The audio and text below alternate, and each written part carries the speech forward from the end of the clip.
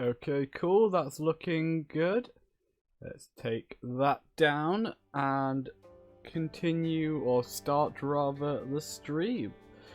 So, this is it, guys. Mandate of Heaven is here, the Ming patch. I'd say it's pretty much, I looked into getting a review copy. And so I can show off the new features of the patch. What will be interesting while I'm doing this is actually remembering things like tags and how to switch between them. I can always bring it up on the wiki or something if I need to.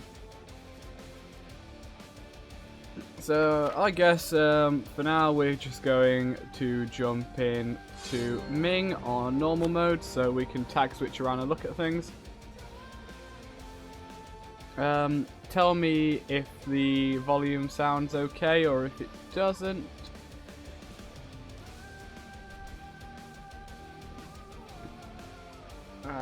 Look, I was kind of disappointed I wasn't able to also get what's it called? The new unit sprites. So I'm gonna have to buy them because unit sprites are incredibly important to me. There's no way we can actually play Mandate of Heaven while still using these guys. It's just not gonna happen.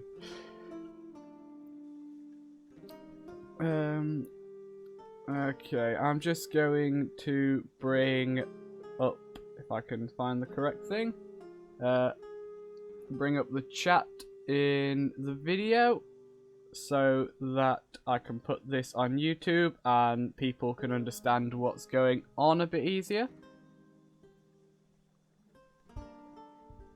There we go. Okay, cool. So, two viewers so far. I'm so popular. Yeah, so what's new in this patch? I don't know how much those watching the couple of people watching the stream right now and those of you watching this on YouTube know, so we're just gonna start basic, start in the country menus and go through and have a look at what's new. So, court screen, oh yeah, there's new Asian portraits, that's good.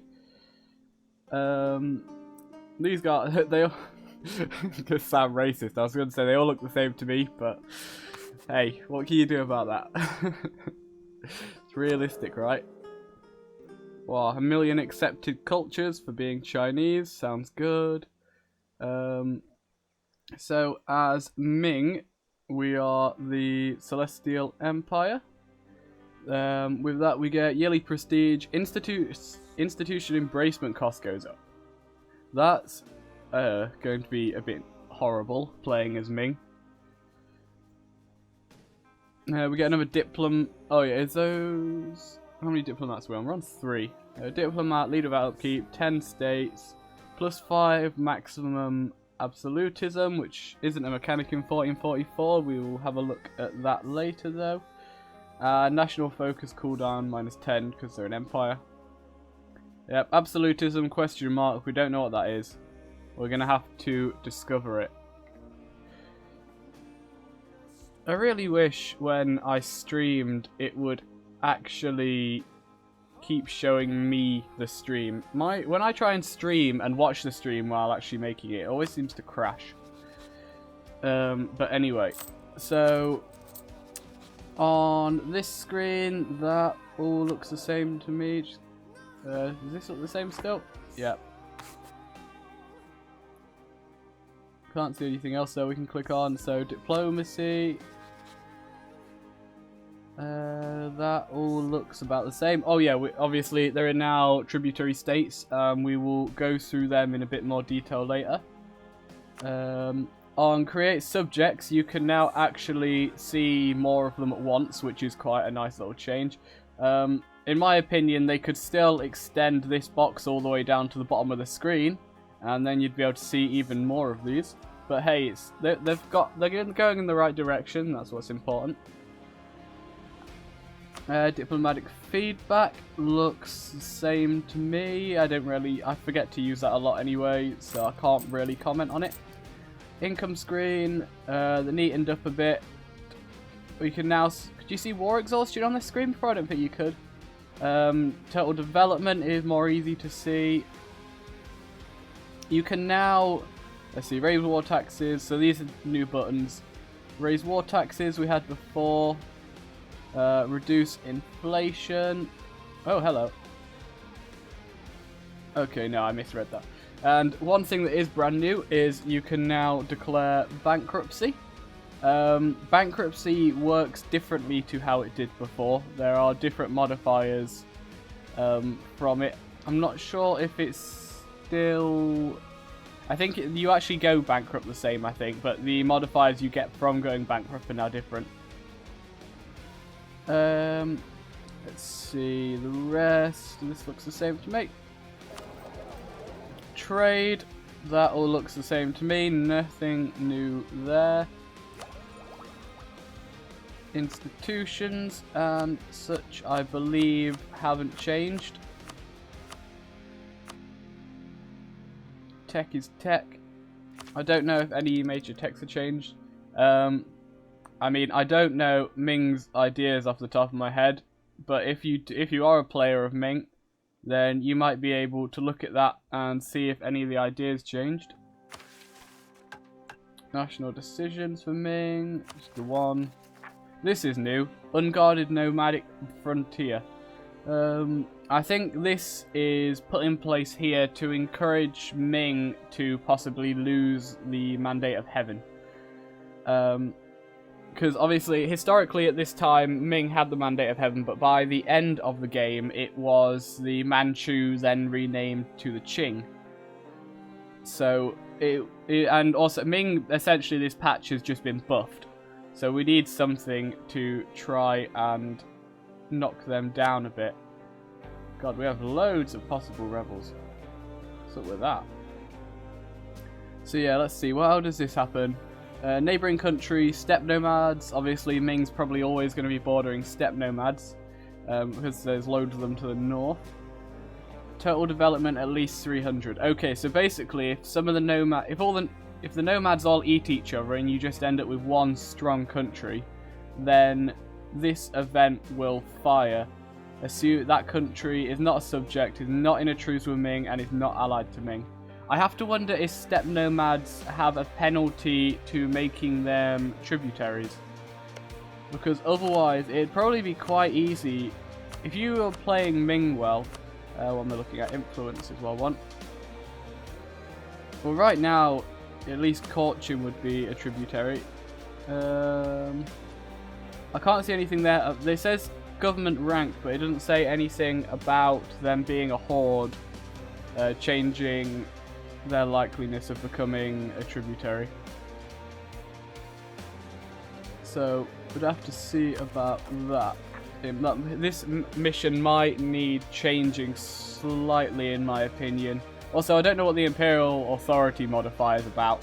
I mean, obviously, I think it is possible to become both the Celestial and Holy Roman Emperor, but I think it's unlikely. I'm wondering if the Imperial Authority modifier minus 0.3, what they actually mean is this, the Mandate Growth minus 0.3. I have to wonder if that's what they actually mean. Hello, Molly. So, yeah. Assuming that that is what they mean, this would be, and this actually occurs, I think they might need to change it slightly to make it so hordes are less likely to be tributaries. Maybe they actually have like a liberty desire increase when they are tributaries. Shall we have a quick look? Let's go with Jinzhou. Let's establish them as a tributary. Let a day tick by. Helps if I speed time up, that'll be useful as we go along. Okay, Jinzhou is now a tributary. Okay, and 34%. Okay, it is a horde. So it does increase their liberty desire. So that is good. I'm saying it's good. It's because I want to see maybe 50% of the time this to fire and Ming to collapse. That'd be what I would think would be a good balance. If 50% of the time Ming collapsed due to a horde growing too large up here. But I think it'd be way too easy, especially as a player, to just eat all of these horde countries up north, and then there's not going to be a problem. But we'll have to see. We'll see when we've played a bit more of the game. And the thing with this is we'll probably see this better when we play games over in the west as opposed to playing in the east. Because obviously if you're playing in the east, if you're playing as, say, Japan, Korea, or anyone who's not Ming, you're going to probably force Ming to collapse anyway before this event fires. If you are playing as Ming, then you can quite easily make sure you don't border a 300 development horde, and it'll be fine. You could just eat all of these hordes and you'd be well away. In fact, you could even maybe... is Caradel a horde? I can't remember. They are a horde. But you could just get somebody who's not a horde and make a little border with yourself between you and the hordes, and then there's no way for this event to fire. And then you're just a super OP Ming and can kill everyone. But we'll have to see once we've played a bit more of the game how that actually ends up balancing. Religion. Here's a new one. So we now have the Confucian religion has been reworked. It has, I can't remember off the top of my head what it had before, but it's got +2 tolerance of heretics, that's nice. Admin tech cost -10%, also nice. Okay, what do we have here? We have one harmonized religion at the start, which is currently giving idea cost -7%. That's an interesting one. We can't have any ideas right now. I may need to force us to tech up using some consoles so we can have a look at that. This is all looking the same. Defender of the Faith, that looks the same. These are still balanced the same. So what have we got here? So at bottom, harmony, which is the measure here. You gain +1 per year as standard as a Confucianist nation. Then to low harmony, you have +25% development costs, -3 tolerance of the true faith, and -2 yearly meritocracy. Had to think about how to say that then. So what I have to wonder here is tolerance of the true faith. When you harmonize a religion, it then treats that religion with the tolerance of the true faith you have. So, for example, Mahayana religious provinces would have the +3 for tolerance of the true faith. So what I'm wondering is, if you have 0 harmony, does the -3 tolerance of the true faith also affect the harmonized religions? I'd imagine it must do. But that could be pretty nasty. If you harmonize loads of religions and then you get this all the way lower, all the way down, you're going to be in a pretty dire situation. And at 100 harmony, you gain +1 tolerance to the true faith.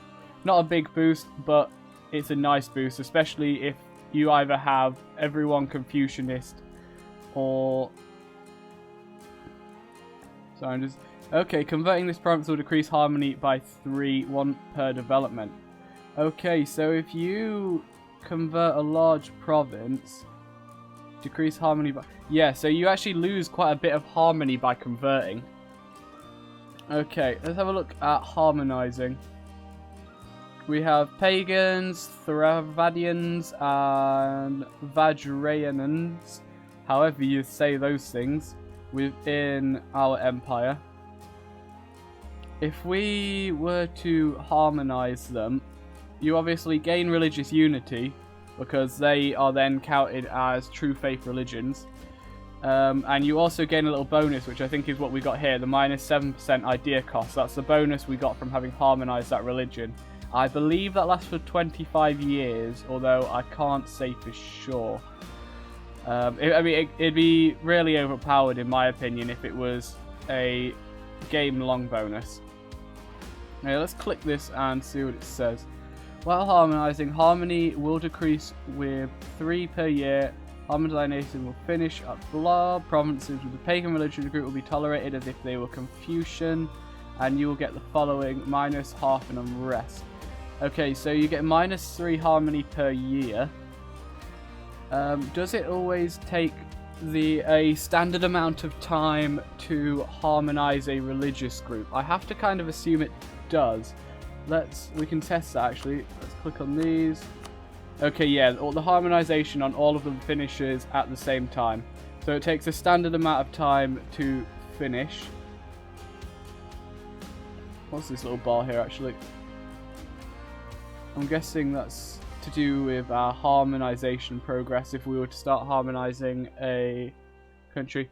Thank you, Gamers Entertainment, for hosting me. I should certainly say at this point, there wasn't much point right at the beginning, so there are only 2 people watching, but I got the review key for Mandate of Heaven from Gamers Entertainment, so you'd be doing me a huge favour if you go and check them out. They are a new website which obviously specialises in gaming. Mostly so far they've done reviews, but they're also doing streams and basically building a community around gaming. They are streaming Stellaris Utopia, I think tonight actually, and I imagine they'll be doing more so in the future. So yeah, the harmonization we can see here takes about 33 years? 33 years and a few months. Which means you're going to lose over that time about 66 harmony, because you're always gaining 1 and then you lose 3 per year. Okay, if Gamers Entertainment is still there, if they can post a link, that'd be good. Else, I will post a link in a minute. Close that now. So yeah, it looks like you'll lose about 66 harmony when you harmonize a religion. So really, you'd want it full to start with, I'd think. But min-maxing, I'm not sure. But if you were to get it full and then harmonize, that would put you down to 34. Which would mean to get it back up obviously would then take another 66 years. So I'm just wondering if you could harmonize every religion in the game. I'm guessing you probably can't. It doesn't, unless there's a way of speeding it up. Actually, I think there might be. I seem to remember there being something in the humanist idea group which affects it. Yearly harmony increase plus 2.5. Okay, so that'd help a little bit, but not a lot. So yeah, I'll have to see about if it's actually possible to harmonize all religions in this game. You'd probably have to convert some smaller religions. I don't know exactly which ones those would be though. Most of them are quite large. Probably like the Theravardans and people like that. So yeah, so that is the new Confucianist religion. We have some new UI on the military tab. You can see more information more clearly now. So tactics, morale, fort defense, cavalry to infantry ratio. That's new this patch. As you can see here, the base value of cavalry to infantry ratio is 50%, like what Western nations could have before. And you get various modifiers which increase, or I guess there might be some that decrease this ratio for what is sufficient cavalry support. That's replaced the static cavalry ratios that you got with your tech group. Okay, combat whip, siege ability, you got your forts, army tradition, morale, force limit. God, that is huge. Have a starting force limit of 94. It's absolutely ridiculous. You could easily crush anyone else in the game at this point. Do you know what I'm saying? Ming's a lot stronger now. It'll be interesting to see how the AI plays them. If the AI plays Ming aggressively, then that's going to be really interesting. Okay, let's have a look at our tributaries. So, tributaries are a new subject type in Mandate of Heaven. What you have is if a nation is a tributary, they don't pay you any money and they won't join you in wars. In fact, let's see what the tooltip says. A tributary state must pay an annual tribute to their overlord in exchange for protection from independent nations' wars. Tributary states do not follow their overlord into war and are free to conduct their own diplomacy. There you go, that's a nice little summary of it. So the only thing you're expected to defend tributaries if attacked by somebody who is not one of your tributaries. And in exchange, you can choose to demand a gift from them at the end of each year. Actually, this is interesting. I wouldn't have thought you can demand nothing as tribute. And then that kind of defeats the point of even having the tributary, as far as I'm aware. But yeah. So yeah, you can demand ducats, any of the 3 monarch points, or manpower as tribute each year. And the amount you get from each of these depends on the stats of the tributary. Their development affects how much monarch points you can get. The manpower obviously affects how much manpower you can get, and their income affects how much ducats you can get, I think. I'll have to have a look at that when playing to confirm it. I only got this today, so this is only the second time I've actually loaded up Mandate of Heaven, but once to check it works, and again to do this stream. So let's have a look. Let's go through and just equal out all of these,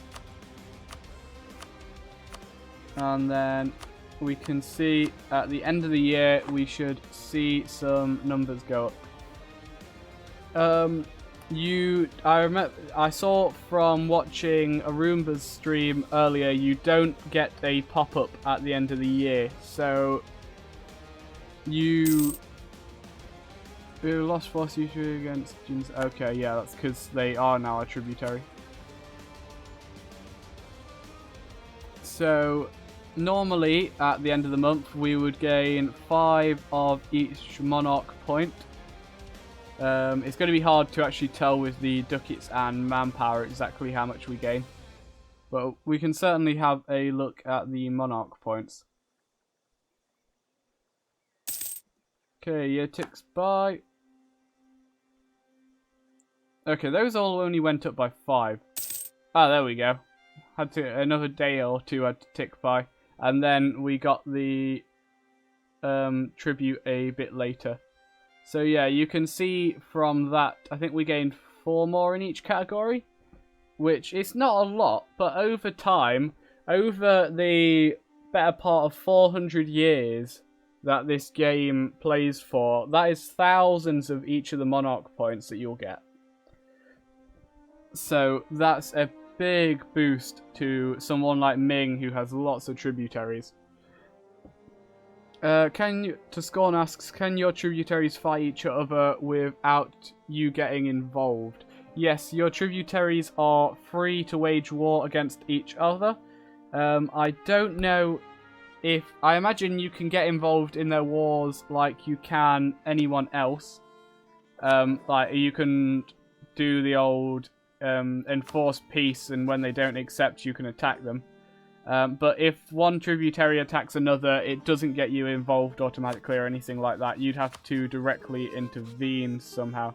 Yeah, you can enforce peace with them. So I'd imagine that'd be a common thing to do if you don't want your tributaries fighting. Okay, let's have a look at the interactions we've got. So we got Bestow Gift, so we can reduce their liberty desire by throwing a bit of money at them. We can demand additional tribute, which is an amount based on their yearly income, I'd imagine. So, who do we have selected here? Sarig Yogir. We've said they don't need to pay us anything as tribute, but in return, we expect them to give us some money up front. Japan is different. We will show Japan off once we've been through the things with Ming and the Celestial Empire. You can demand artifacts, which increases their liberty desire by 25% and gives you 5 prestige. Grant them provinces like you can with normal vassals. Well, with vassals. These aren't vassals, they are now a different thing. Vassals have changed in this patch as well. Will you be called to defend if a tributary is attacked by a non-tributary? Yes. If it's like being the Emperor of the HRE. If somebody from outside your tributaries attacks into them, you will be called into a defensive war. I assume if you decline, it will either break the tributary or you will get like ridiculous liberty desire. I assume it'll just break the tributary if you decline. And we can also choose to send additional troops to them if they are in a war. So I guess using that and bestow gifts, you could control the wars between your tributaries somewhat. So if Lang Zhang attacked Dai Viet, then and you want to make sure Dai Viet doesn't get destroyed by Lang Zhang, you could send them some troops and gifts, and that would make Dai Viet happy. Okay, and estates. I don't think anything has changed with estates. Doesn't look like it to me. These still look the same, I believe. Yeah, we'll go with that. So, I think that's all of those done now. Next, let's go through this interface. These all look the same to me, except for this new one at the bottom. Do you think this would work for the HRE? When you... Oh, do you mean like make every state in the HRE a tributary automatically to the Emperor? That's an if that's what you're asking, that's an interesting idea. I don't know how exactly it would work off the top of my head, but it might be an interesting one to consider in the future. Seeing as now that Paradox is adding different types of subjects, it might be something that they want to do in the future with a big update to the HRE and how that works. Okay, so what do we have here? We have a automatic improve relations tab. So you can, if you have 3 diplomats like we do, you can stick one in there. And what he will then do is go around all of your neighbour countries, or whichever of the ones you've put it in, and improve the relations with that country to 100. And then he'll move on to the next one. You can easily take them in and out. What else we have here are lists of the countries you can do all your various diplomatic actions you normally would with. So here, if we wish to make an alliance, which obviously we wouldn't because we're Ming and everyone should bow down before us. Here you can see all the nations that you know about. For example, Mongolia, who absolutely hates us. Actually, no, it's... Oh yeah, they hate us as well, but it's because they're also a vassal of the Oirat. The Oirat just hate us. But here you can see all the countries that would be willing to make an alliance with you, and that goes for all of the other different diplomatic actions you can take. So if we wanted some allies, you just go on this tab, you'd scroll down, you'd go, Chagatai, he's quite a strong guy, and then you send him an alliance request. And there you go. And now we can't make any allies because we have to wait for a day to pass. Chagatai is our ally, and now we can send out another diplomat to make another alliance. And that goes for all of the different diplomatic actions in the game, including the Papal and Holy Roman Emperor ones, which we obviously can't get on because we're neither of those things. And the Great Power ones, because obviously at the start of the game, Ming is the greatest power. I wonder if these have changed. I haven't had a look. It'd be interesting to see if any of these have changed. Maybe we'll go and see if we can see things like that with development changes in better known countries after we've gone through the main new features. So I think that's all of these things gone through. Let's see, what else have we got here? We have the Ages tab. So in this patch, if you just have the 1.20 patch, ages are still in the game, but you don't get this interface. And so all ages actually do is determine when certain what are they called, disasters and events and things like that can happen. But if you have the Mandate of Heaven expansion, then you get this. What this is not sure what to describe it as overall, actually. Let's go with how it works instead. So in each age there are a set of objectives which you can see here. We've already started with 2 fulfilled because we have 5 centers of trade and a large city, which you'd kind of expect being Ming. And through completing these objectives, you then gain Splendor over time. You can see here you gain a base Splendor of +1 per month, and for each objective you've completed you gain an extra +2. So if you can fulfill 2 or 3 objectives, you can gain Splendor quite a lot quicker. Splendor, for every 800 you can then purchase one of these. These are bonuses specific to whichever age you're in, and can be used to severely, in some cases, buff your nation, or help you, or give you like special abilities, like allowing you to make claims bordering other claims. So, for example, if I, for some reason, really wanted 1 Jew here, from here I could make a claim on Suwon, and then because I have a claim on Suwon, I can then claim everything around it, and so I'd be able to claim 1 Jew.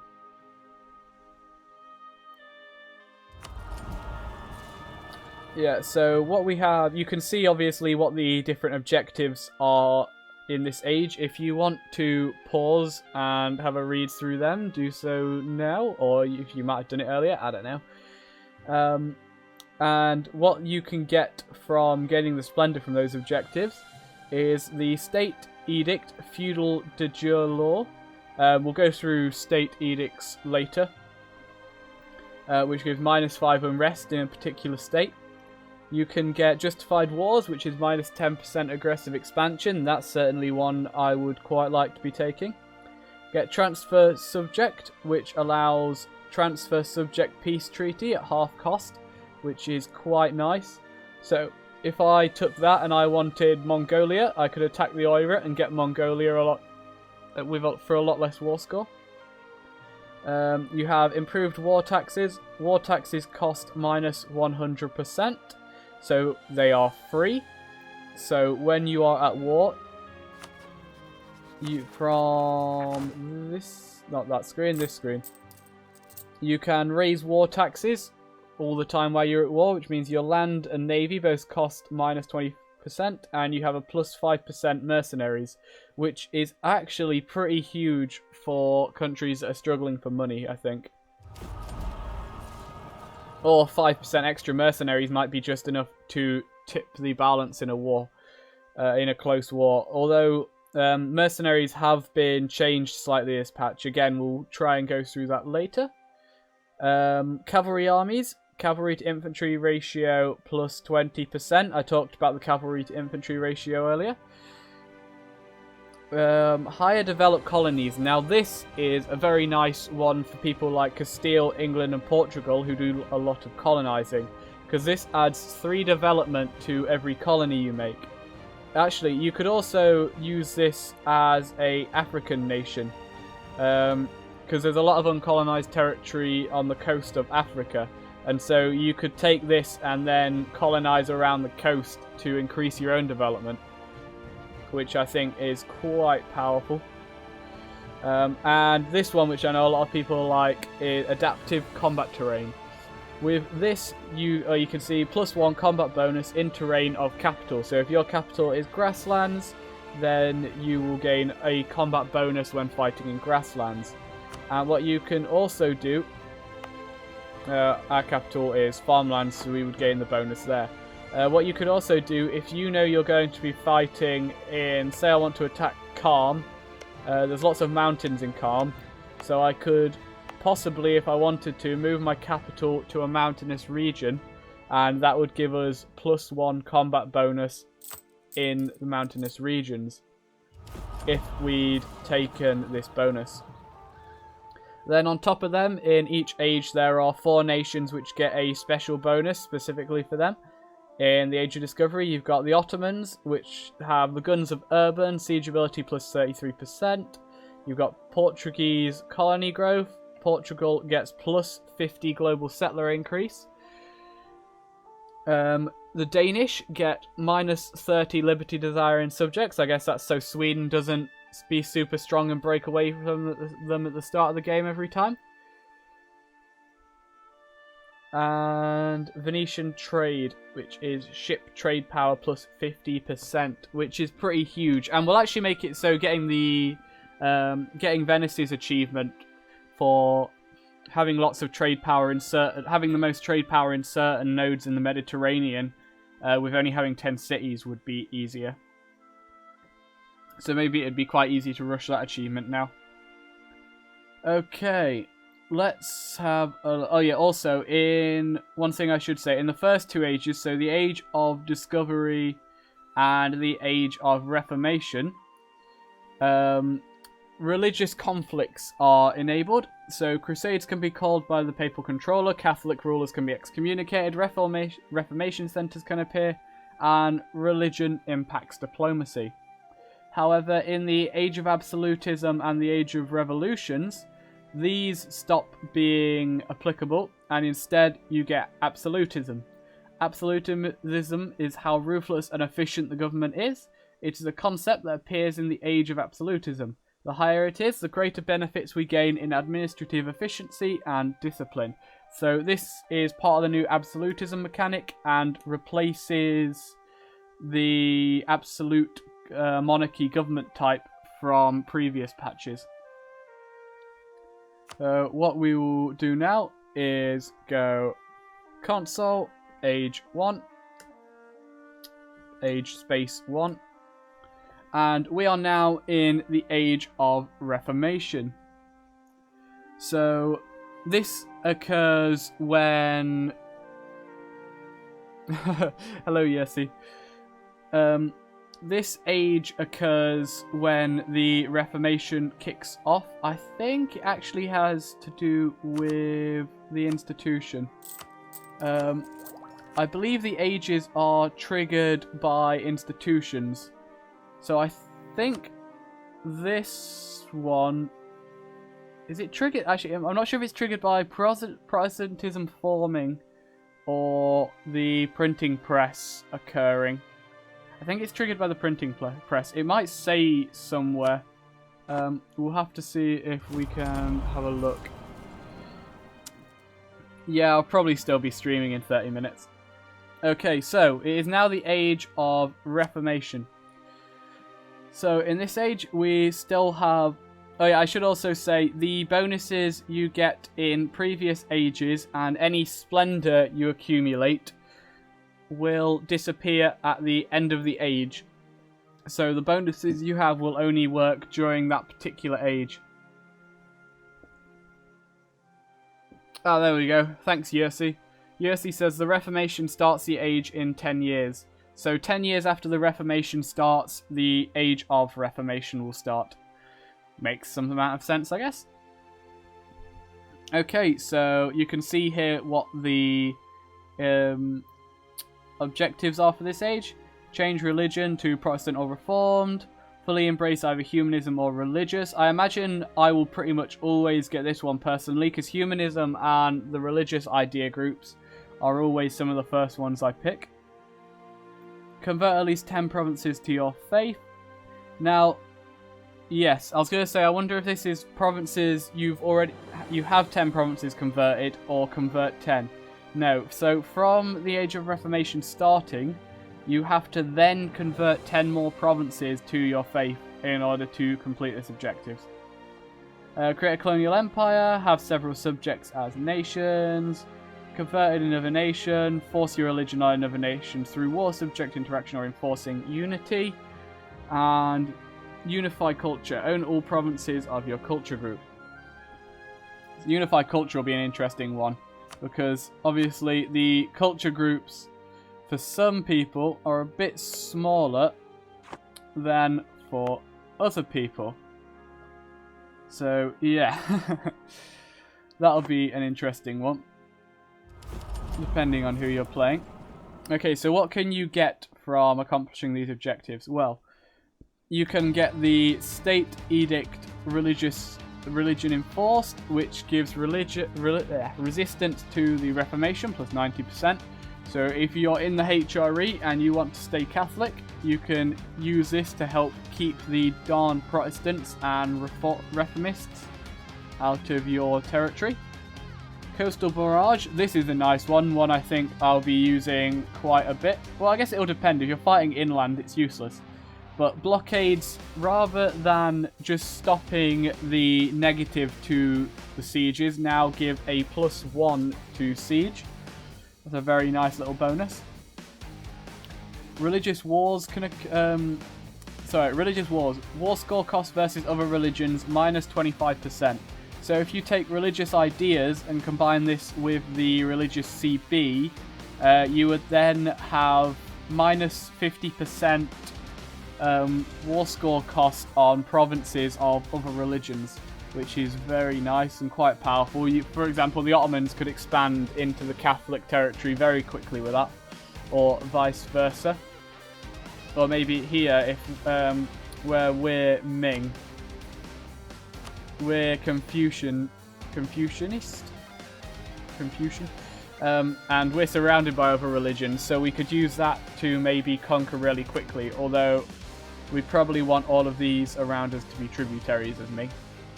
So maybe a poor example there. Mercenary Discipline plus 5%. Mercenaries, I'm not sure how useful this one is. There's obviously, the benefit of it is quite obvious, but the mercenaries they're now more expensive in this patch, does decrease the value of this idea. So I don't know exactly how I feel about that one. Ship trade power propagation plus 20%. So 20% of your ship trade power will now propagate, which is a nice little bonus. And for nations like Venice and Portugal is very good and powerful. Institution spread in True Faith provinces plus 50%. That's very nice. That'll be very good for people like Russia and maybe us in the Ming here. Large countries but have a good unified religion. And then prestigious conversions. Prestige per development for a missionary. So if you were to convert a 10 development province, you would gain 3 prestige.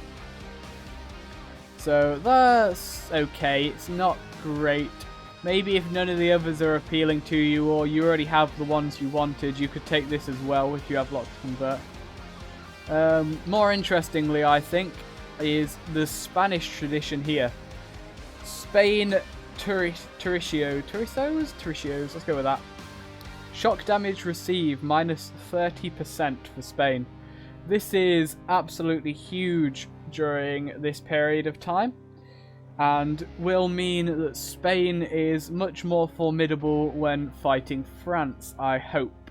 And they will hopefully be able to fight France much more evenly than they currently do. You've got Mughal artillery. The fact that this is here makes me hope that we will actually see the Mughals form more often. Artillery cost for the Mughals -50%. That's very nice. Because historically the Indians did have quite good cannons, I think. So it's a nice little bonus. Polish crown, goods produce modifier for either the Commonwealth or Poland, plus 33%. So I guess technically like Lithuania could get that as well, because they can quite easily form the Commonwealth. But yeah, that's a nice little monetary bonus. I do believe I heard DDR Jake say during one of the Paradox live streams, actually the money you get from this actually is quite a lot, and it's quite noticeable. because obviously it affects both your production income and your trade income. And then we have Persian reinforcement. Reinforcement cost minus 30% for Persians, which will be really good for them considering their main nation is in mountainous terrain, and during wars in Persia they quite often suffer attrition, which means it will cost them less now, and so Persia might be a bit stronger themselves. Although I think, from what I've seen in games, Persia's about right. They often do okay, I think. Anyway, so that is the second age. Let's skip ahead a bit more and go to the third age, otherwise known as Age 2 in the console. The Age of Absolutism. So in this age, this is when the religious abilities cease to occur, and instead we now have absolutism. Governments can now become more absolute in this area, giving greater control of the state. The following actions affect your absolutism in this age. So, doing harsh treatment, increasing stability, decreasing autonomy per 20 development, and strengthening government all increase absolutism. So, to me, that's another thing to throw military points at. So if you have an excess of military points, you can strengthen your government and do harsh treatment where it's not strictly necessary to increase your absolutism. Because as far as I'm aware, absolutism is only positive. However, increasing autonomy, debasing currency, accepting rebel demands, assigning parliament seats, and reducing war exhaustion now all decrease absolutism. What is absolutism, you may ask? Well, absolutism is... we have zero absolutism, so I can't actually show you what it does, and I don't know a console command to increase that. Nor can I look one up due to the fact that... in fact, what we're going to do, right, we're going to go to here. We're going to go handle them. Rebel uprising progress is not far enough for us to harsh treatment them, so that idea goes out the window. You can see here another new disaster. Court and country. Can happen under the following conditions. Age of absolutism, no current disasters, unrest at least 1, stability less than 3. At war, absolutism is at least 50. So I imagine this is a disaster to do with the populace rising up against the government and gaining more freedom. If the disaster triggers, you're going to have minus 20% national tax, minus 20% goods produced, and minus 20 maximum absolutism. So that's pretty nasty. Civil War was there before. So yeah, I just can't remember the... I can't remember what... Okay, I know the two things it does, off the top of my head, is... for 100 absolutism, you gain plus 5 discipline, and you also gain administrative efficiency, because in this patch they've decreased how much administrative efficiency you get per tech level to 10% from 20. And instead, in order to get the rest of your administrative efficiency, you need to increase your... yeah, I think it's just administrative efficiency and discipline.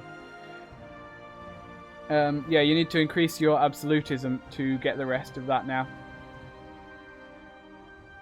Yeah, that, and you have a maximum depending on different parts of your country. So as Ming right now, the base value is 65%. We gain 5 from being a great power, 5 from the Celestial Empire government. Oh no, that's government rank, so that's probably from being an empire. And plus 4.5 from religious unity. I imagine that maxes at plus 5 because we're currently at 90% religious unity. Okay, so that is the absolutism mechanic in as much as I can show it off without trying to figure out console commands to increase it or letting time tick by. But let's let some time tick by while we're here. Hopefully we won't get too many pop-ups while we're trying to look at this. Chagotay's going to break their alliance with us. Well, that's interesting. Okay.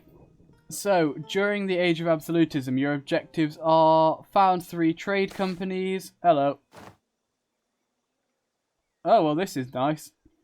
This is a new Ming event.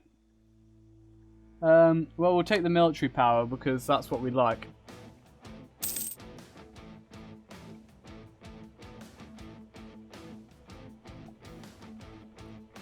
Sorry, Molly, what do you mean? Yeah, 5 universities, that's easy to do. Let's throw a bit of money. 200 regiments. By the time this occurs, which happens when the... Oh, which one is it? I did know this. I thought it was one of these. Maybe not. Maybe somebody could quickly look up for me when absolutism occurs. Or maybe I'll do it later in the stream. So yeah, have a 200 regiment force limit. By the time you get the Age of Absolutism, if you're playing relatively well, you'll probably have that. Absolutism must be at least 90. That'll be quite a hard one to get, I'd imagine. I can't think of an easy way of doing that. Well, obviously, when we play though, we'll see more about the mechanic and how it works, and maybe we can figure out a way to easily get it to 90. Chinese Emperor with mandate over 50. That's not a problem. In fact, we've already achieved it. That's how good we are. Multicultural nation. Have at least 5 different promoted cultures. That's an interesting one. That's... I think in that case you probably need like either an idea group that increases the number you can promote, or having taken humanist to increase the number you can promote. Yeah, I don't think you can have 5 promoted by this time in the game. Or if you were part of the victorious side in the Religious League War. Okay, and if you've achieved these things, what can you actually get out of it? Well, you can get the State Edict. Again, I'll go through State Edicts, I think, when we're done here.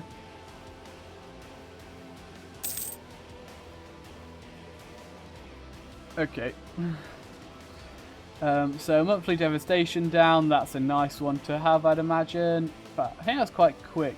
We'll have to have a look at devastation. We'll try having a little war and see how it looks.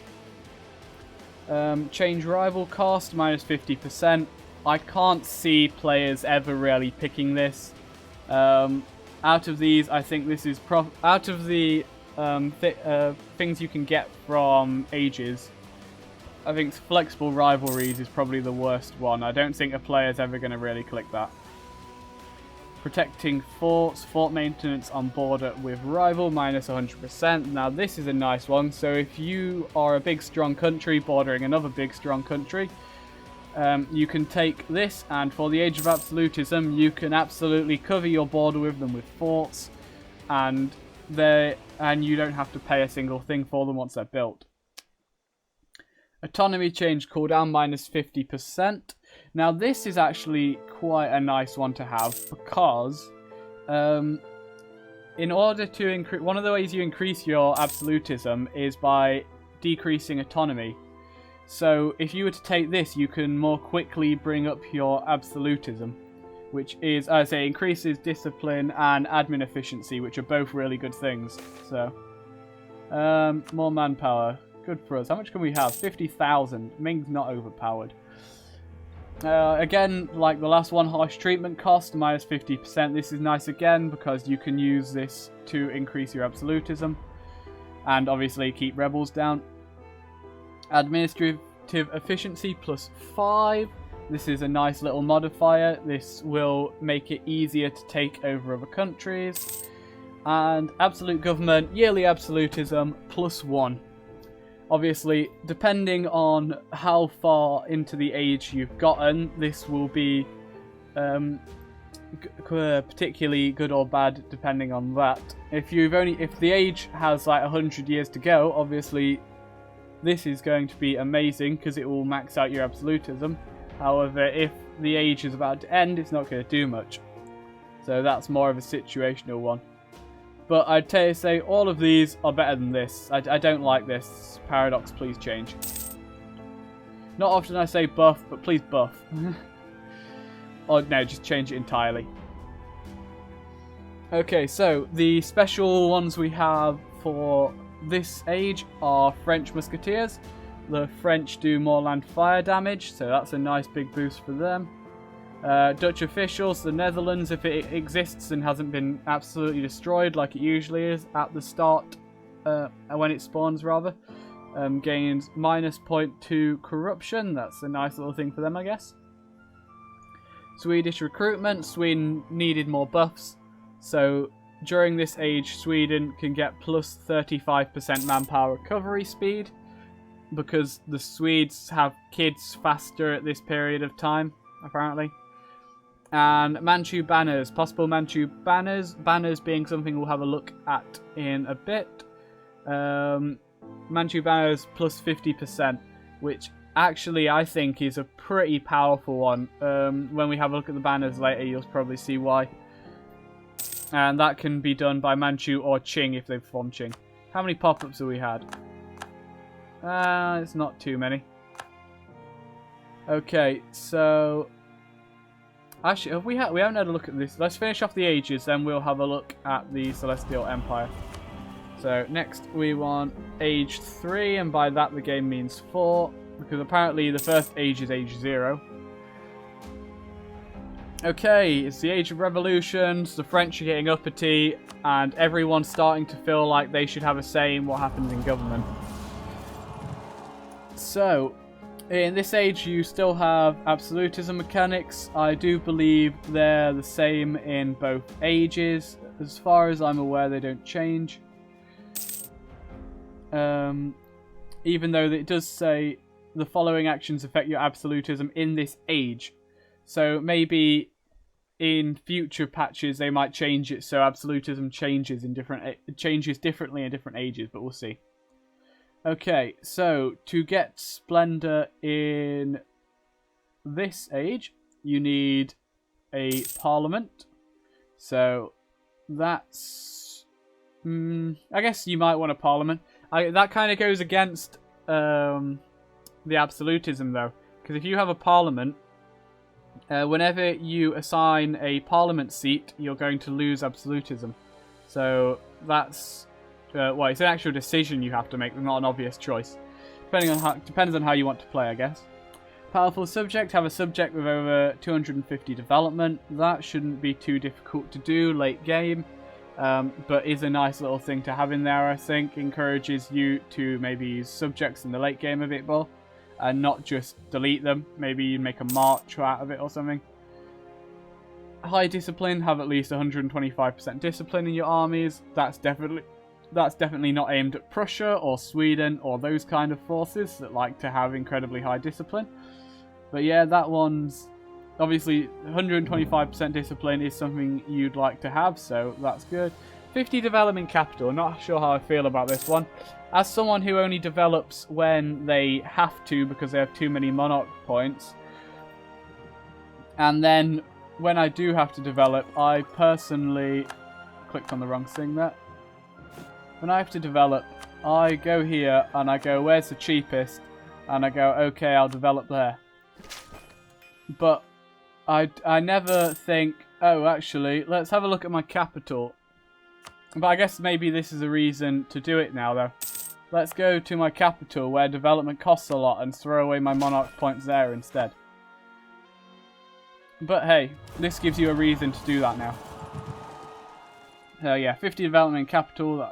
Have a 3-star general or admiral in command of a unit. That shouldn't be a hard one to do if you're at war a lot, which you often are late game. Having a 3-star general shouldn't be too much of a problem. And own and control at least 2 origins of institutions. So that's more going about how well you've played the game up till now. If you've been able to force trade or manufactories or something to spawn in your territory, you're much more likely to be able to get this. However, if you're playing over here in the east and you've not been trying for institutions, you're not going to be able to get that. Okay, then from these things, what you can get is anti-revolutionary zeal, Liberty desire from subjects development, minus 33%. That's a nice one and could go well with the 250 development subject. Napoleonic warfare, this is one a lot of people are excited about, and including myself, because late game forts are awful. What this is allows you to gain a +3 on the artillery bonuses on forts. I believe the way this works is if normally you can gain +5, I want to say. We're not sieging a fort right now, so I can't check. This allows you to gain another +3 by sticking another. You can put more cannons on to get more bonus. Is what this does. So if you have a giant army of cannons, for example, the late game forts, it will mean that normally you would put 25 cannons on a fort in the late game on a level 8 fort. Instead of 25, you would be able to put on up to 40. And that would give you your extra +3 on the siege, making taking late game forts a lot quicker. Improved force march, this is a very nice one. It allows you to force march for no power costs. What this essentially means is if you take this, you can move your armies around much quicker. Naval engagement, global naval engagement, +20%. If you are, say, I think this would be good for like the Netherlands, someone like them who's not a particularly large country but does rely on their navy quite a lot. Plus, your naval engagement width is quite important in naval battles now, and so +20% would be a big bonus for anyone who's planning on fighting at the seas. But this is very situational. If you're already the strongest navy in the world, you don't want to take this. Or conversely, if you have very little coastline, you probably also don't really need this, unless you want to invade England. Restricted conquest, no coring distance. Ignore coring distance. I like this one very much, because coring distance can be really annoying sometimes. So this would essentially mean that, as the Ming, if I had to take that, I could just, with my imperialism, declare war on France over here, beat up France, and core his land. And there will be absolutely no problems with that whatsoever. Artillery damage from back row, +20%. That's a big bonus. So that's the same as +20% artillery combat ability. You have to also remember this is late game, so in the late game, cannons do a lot of damage, so adding a +20% on them is pretty huge. So if you're struggling to win battles, that's definitely one to take. Liberty desire in same continent subjects, -25. I'm assuming that means 20. No, it is 25. I was going to say percent, that's not right, it is 25. So yeah, that's a nice one as well. Less liberty desire in subjects is always good. And it would mean you can make really large marches quite easily. Prussian discipline, fire damage received, -20%. Buff Prussia a little bit more. British fleet, naval maintenance modifier, -33%. Just quarantine that port. Personally, I don't like this one. Britain is one of the countries I play the most. And while I can somewhat see why they've done this, if they want to give Britain a bonus, making it so navy is cheaper is not really going to change much. If you're playing Britain at this point in the game, you already have loads more money than you need, and you already have a really big navy. Probably the strongest in the game, so. While I can see why they put this in, it's not a great bonus in my opinion, and I'd rather see them change it to something else. Russian Empire, number of states +20.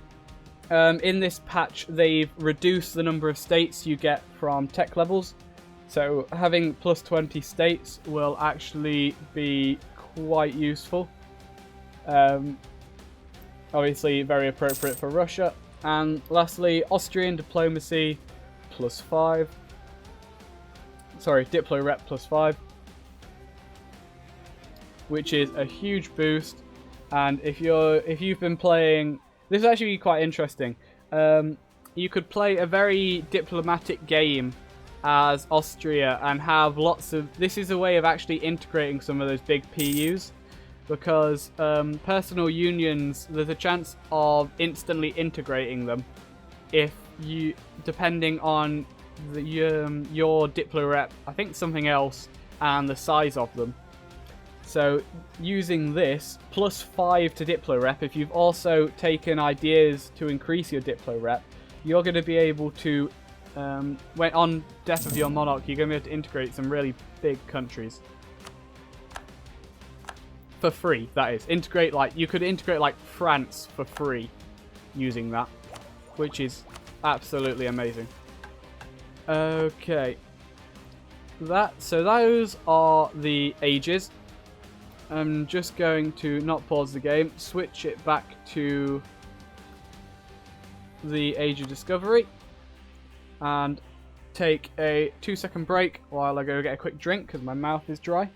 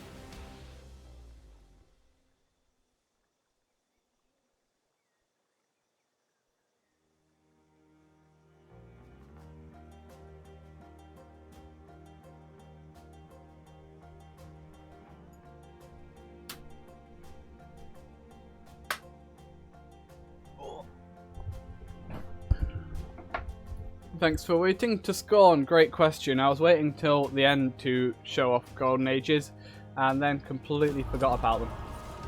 Golden Ages! You can enact a Golden Age when you have at least 3 objectives fulfilled. And so when you do particularly well in an age, you can declare that your Golden Age. Generally you want to do this earlier, although I guess because obviously the earlier you do this, the sooner you get to be overpowered, and then you can snowball from there. Although you may wish to wait till the Age of Absolutism maybe to get the +5 maximum absolutism, but I don't know. So if you've fulfilled 3 objectives, you can declare that age that you're in to be your Golden Age. That will last till the end of the age. And for the rest of that age, you then have +10% morale of armies, +10% morale of navies.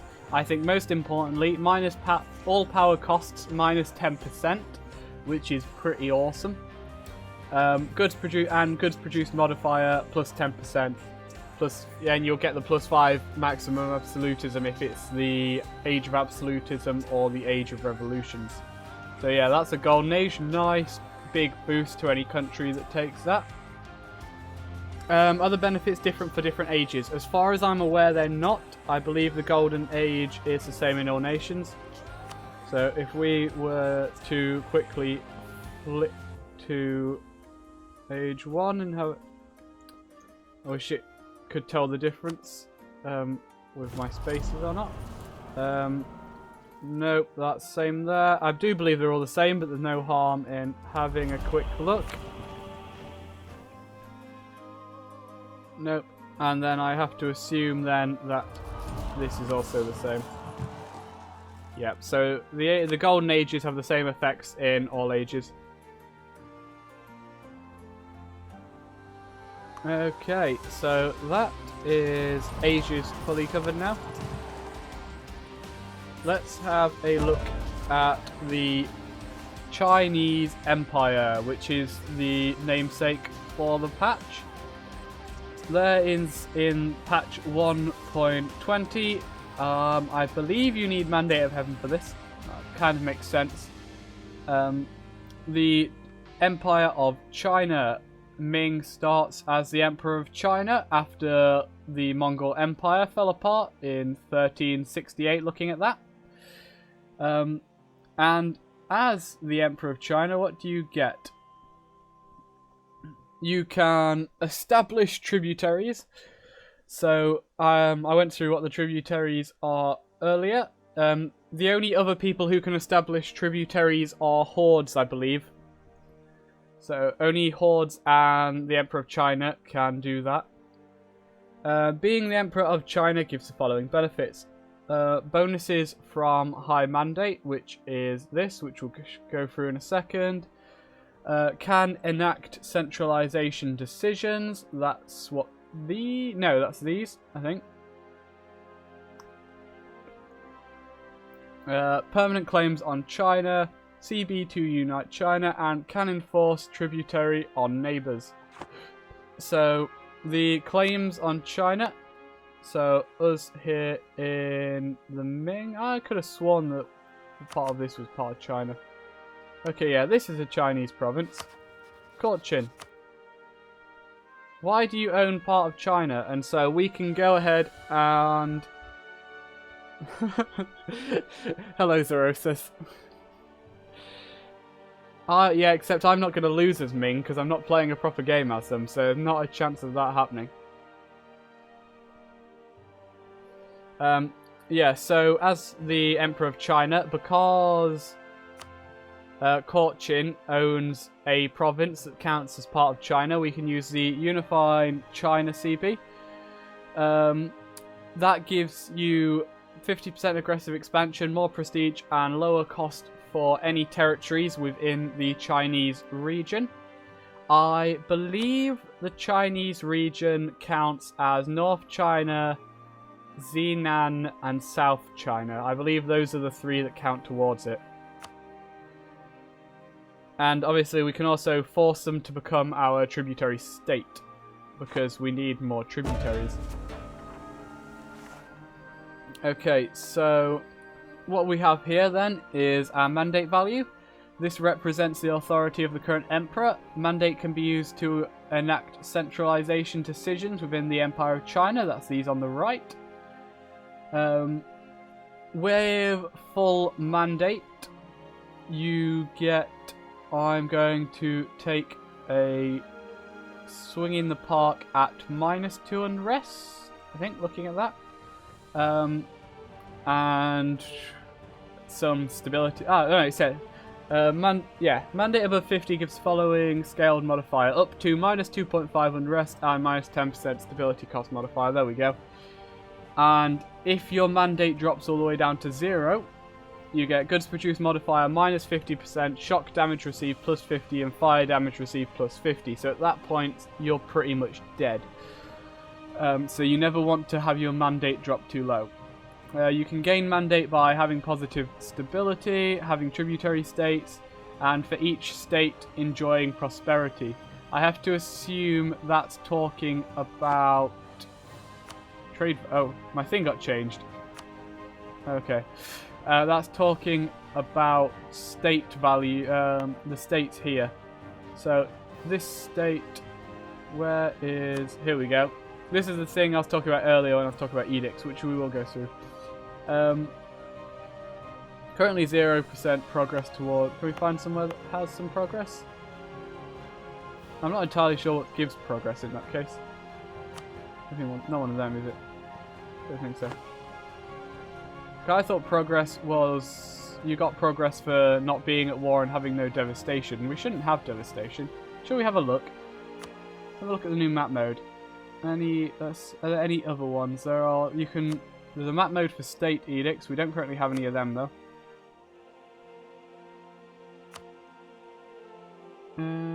Devastation. There's the new map mode. No, so there's currently no devastation here because there's been no war. But you can see here the tribes which have been fighting each other, Korea's and a bit of Japan and various other places, have got some devastation due to having been at war. What devastation is a negative modifier on a province. You can see having lost that war revanchism drops it down, controlling it drops it down, and friendly thoughts drop it down. And having high devastation increases development costs, goods produced modifier, manpower, sailors, you need those sailors, friendly movement speed, hostile movement speed, supply limit modifier, and institution spread. So having high devastation is bad, don't have it, it's really bad for you. Anyway, I went off on a bit of a tangent there. What we were looking at? Looking at this, weren't we? Let's see. Yeah, lost by devastated provinces and neighbouring countries that are not tributaries. So currently, this is changing by minus 0.02, despite the fact that what we have is plus 0.08 and minus 0.11. Which actually works out to be minus 0.03. But hey, paradox math. So what we can do, actually, is first off, let's head to here and boost our stability. Then let's go to the new diplomacy screen and go influence nation and establish us some tributaries.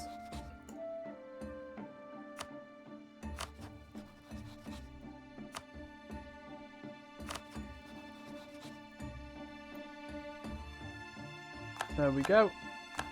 That's some more tributaries for us. Now if we were to go back to here, you can see stability plus 0.02, and the fact that non-tributaries have gone down and tributaries has gone up. We now have an increase to our mandate over time.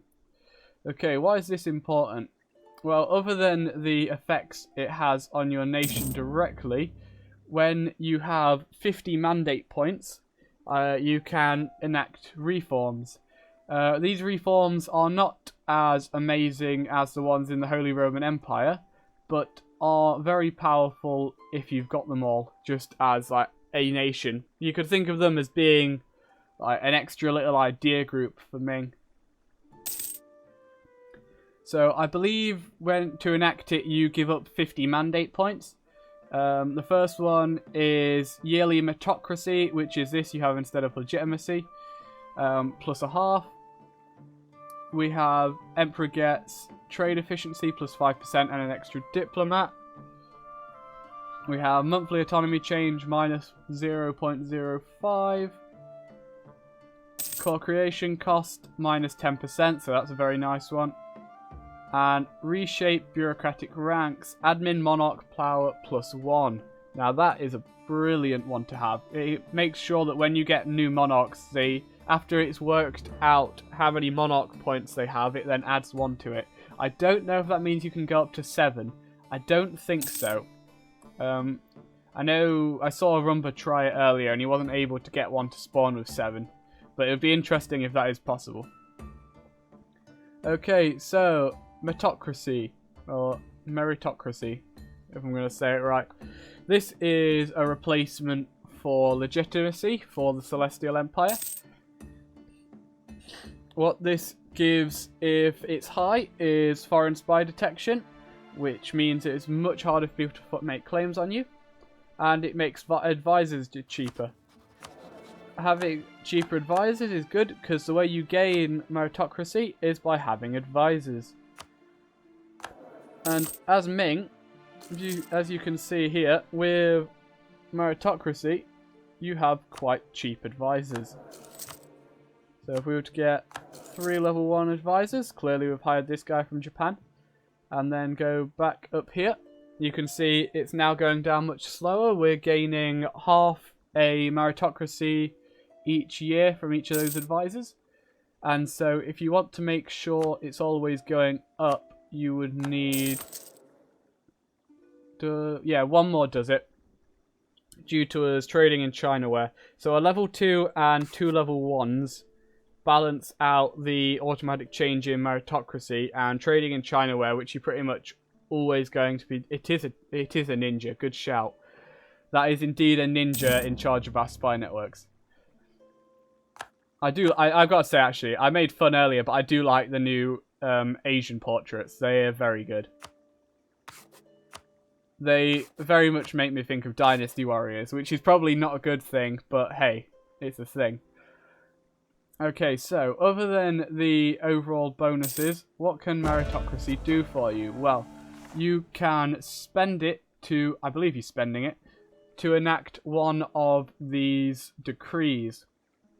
So you decree that for a certain amount of time, you will have a bonus. So we have expand palace bureaucracy, development cost minus 10%, core creation cost minus 10%.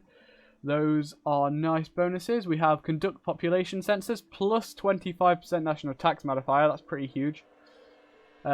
Ship durability plus 20% for promoting naval officers. Increased tariff control, provincial trade power modifier plus 25%. Improved defense effort. That's a bit of a crappy one. I don't think you're ever really going to want to take that. Plus 25% for fort defense. And then plus 10% infantry combat ability. That's a very nice one. I like that. Hello, Yessie. Okay, so let's see. If we say we want more money, because you always need more money. Are you sure you want to enact conduct population census? Only one decree can be active at a time. They cannot be cancelled before their end date. This will cost 20 meritocracy points. Meritocracy. I will learn to say that. We have plenty of money. And give the following effect. Okay, for 10 years, for 20... Oh no, Ryukyu, no! The king of Ryukyu has decided to keep harbouring a number of well-known pirates. When the local officials demanded that they clean out their ports, the king refused. Ryukyu, how dare you! I like this event. Yeah, I imagine there's also lots of new events, which hopefully we'll see as we play through some of the Eastern nations. Okay, yeah, so we'll stick that on. So we lose 20 meritocracy points, and we gain even more money, because we needed that. Okay, I think we've gone through all of China now. Yeah, I don't imagine there's too many things that I'll be able to go through. If you've been really following it, then... if you've been really following it, then it'll be hard for me to actually find things that you haven't seen before. Although I did notice one earlier that I wanted to point out, but I've forgotten what it is now. Music player's the same. Timeline the same. I wonder if they've fixed all the problems with that Timeline had. That'd be nice. We'll have to find out later. Okay, so what would you guys like to see next? Might as well get a bit more interaction with the chat. So tell me, what have you heard about that's excited you and you want to see next? And while... Is that right? Nope. While I'm waiting for you to reply, I'm going to load up the console commands, which I should have done before starting the stream. But hey, it only takes a second.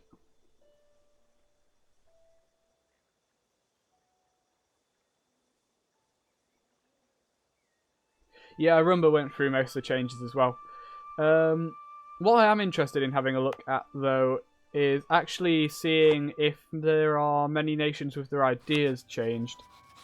I know they nerfed Ottoman ideas, although I have to say, I honestly don't know ideas well enough, probably, to be able to notice straight away if there were specific changes to idea sets. Also, it was actually Koreas I wanted to look at, not Mings. What we can look at, though, is see if they've done any more changes here. I know about this one. They've moved DS Vault to the end of the religious line, and we noticed earlier that you get yearly harmony increase for Confucianist nations from Humanist.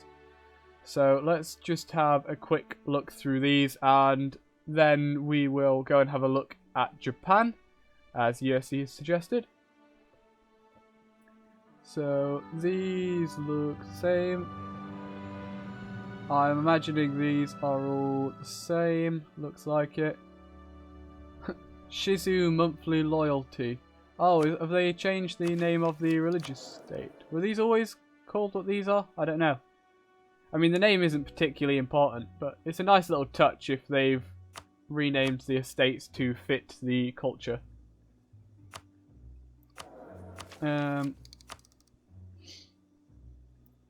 Tax, construction, looks like those are the same. I don't think they really did any big changes to this. Although I have to say, I would have liked it if they'd maybe buffed expansion a bit, which it doesn't look like they've done. Because I very rarely take expansion ideas now, and it's a bit sad, really. It's probably the worst idea group in admin right now. Mercenary costs. Those look fairly similar. We've looked at these already. Influence.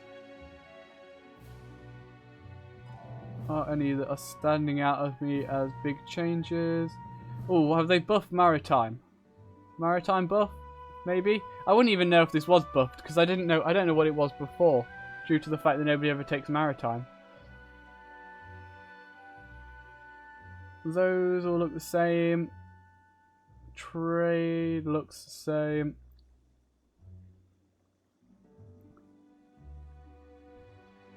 That they changed it last time, so I'd be surprised if they changed espionage again.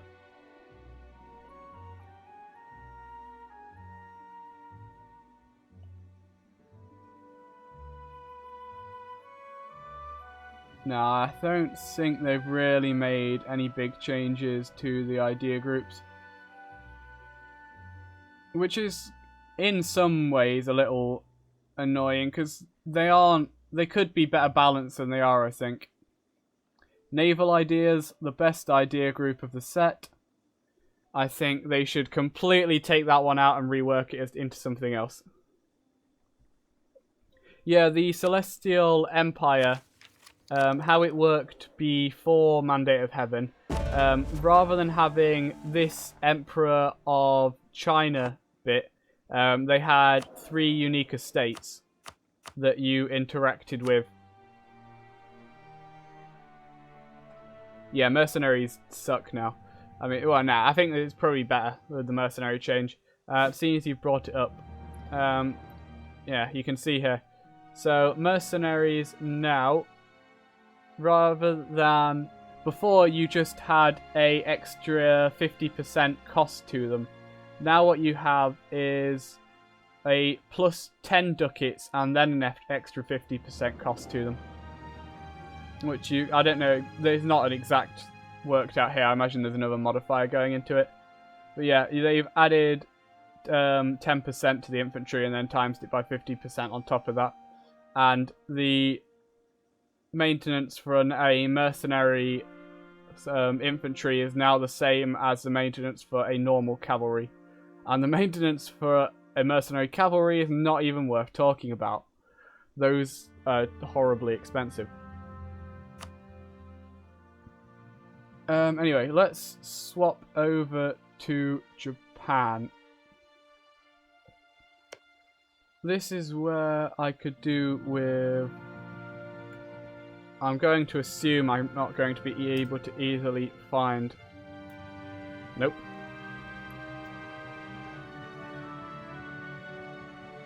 Don't suppose somebody in the chat knows what the new tag is for these guys. Not... No. Worth a try.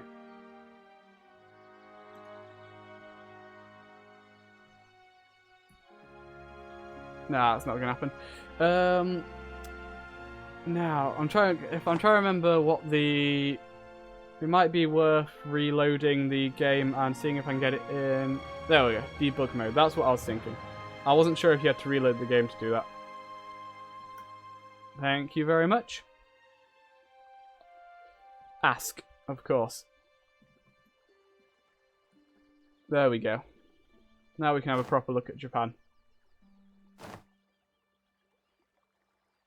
Ooh, High Liberty Desire. Japan, you're not doing very well. It's only been 5 years and you've already upset a load of subjects. You haven't even managed to annex anyone. What are you doing? Anyway, the new Japanese shogunate. These are all the same. The shogunate is now, well, it was a unique government type before, but now it's better and more interesting and less broken. So the shogunate, though nominally appointed by the emperor, the shogunate became a hereditary military dictatorship and a de facto ruler of Japan between 1192 and 1867. A country can take over the shogunate and become the overlord of all daimyo subjects by taking the province of Kyoto, which is what we currently own. As the shogunate, you're gaining +1 diplomats, -25% envoy travel times, and +5 maximum absolutism. That's not bad. And then the basic things for being, I believe, empire. No, that's not an empire. Is that a kingdom? I think it's a kingdom. Okay, yeah. So, what can we do? Strengthen government's the same. What we have here, we have Sword Hunt, 20 legitimacy, and in return you gain manpower and force limit. Each daimyo suffers a hit though. Sankin Kote, 20 legitimacy, and you gain 3 diplomat, but lose 1 dip relation.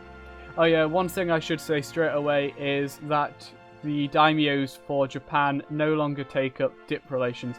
Also, I'm really sad I haven't got the new content sprite pack yet. I really want the new ones. And forcibly expel Ronin. Ashikaga loses 20 legitimacy, and for 10 years each daimyo gets -500 liberty desire. I do believe that is supposed to be -5% liberty desire. I do believe I saw it tried and it actually worked out to -5%. It's actually being enacted right now, so we can check it out. If we hover over Toki, adding this up, you've got, it's about 30... Yeah, you've got, it's -5%, that's what it is.